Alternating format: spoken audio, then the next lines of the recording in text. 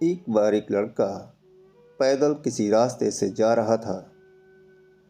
उस लड़के ने देखा कि सामने वाले बिजली के खंभे पर एक कागज़ की पर्ची चिपकी हुई है और उस पर्ची में कुछ लिखा हुआ है। वो लड़का थोड़ा नज़दीक जाता है और देखता है कि पर्ची में क्या लिखा है। कागज़ की उस पर्ची में लिखा था, कल इस रास्ते से गुजरते वक्त मेरे 100 रुपये कहीं गिर गए थे। मैंने ढूंढने की बहुत कोशिश की, लेकिन मुझे वो नहीं मिले। कृपया इस रास्ते पर कहीं भी किसी को भी मेरे 100 रुपये मिलें तो इस पते पर पहुंचा देना। पर्ची में उसका पता भी लिखा हुआ था। लड़के को ये पर्ची पढ़कर उस पते पर जाने का मन करने लगा। वो लड़का उस पते पे जाने के लिए आगे बढ़ने लगा। वहाँ जाकर लड़के ने देखा कि वहाँ पर एक झोपड़ी है। लड़के ने बाहर से आवाज़ लगाई तो उस झोपड़ी में से एक बूढ़ी औरत लाठी के सहारे बाहर आने लगी। लड़के को पता चल गया कि वो बूढ़ी औरत सिर्फ अकेली ही इस झोपड़ी में रहती है। उस लड़के ने उस बूढ़ी औरत से कहा, माँ जी, आपके 100 रुपये जो गिर गए थे वो मुझे मिले हैं। ये रहे आपके 100 रुपये।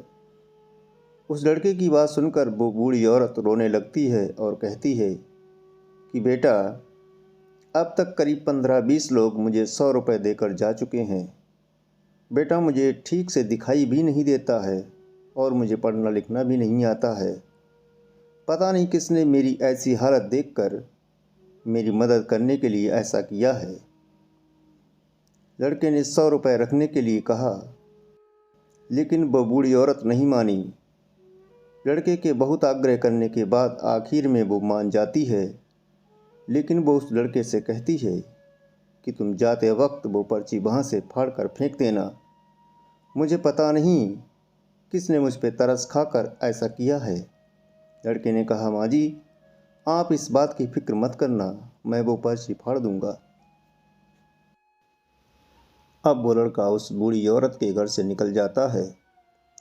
थोड़ी देर चलने के बाद उस लड़के ने सोचा कि आखिर मुझसे पहले आए हुए उन 15-20 लोगों को भी इस मांझी ने वो पर्ची फाड़ने को कहा होगा, लेकिन उनमें से किसी ने भी पर्ची को नहीं फाड़ा, तो फिर मैं क्यों फाड़ दूं? वो लड़का उस पर्ची को बिना फाड़े ही वहाँ से चला जाता है। उस लड़के के मन में उस व्यक्ति के लिए बहुत ही आदर और सम्मान था जिसने तरीका ढूंढा था और इस ज़रूरतमंद बूढ़ी औरत की मदद की थी। इस कहानी से हमें ये सीख मिलती है कि हमारे मन में सिर्फ किसी ज़रूरतमंद की मदद करने की इच्छा होनी चाहिए, क्योंकि मदद करने के तो बहुत सारे तरीके होते हैं।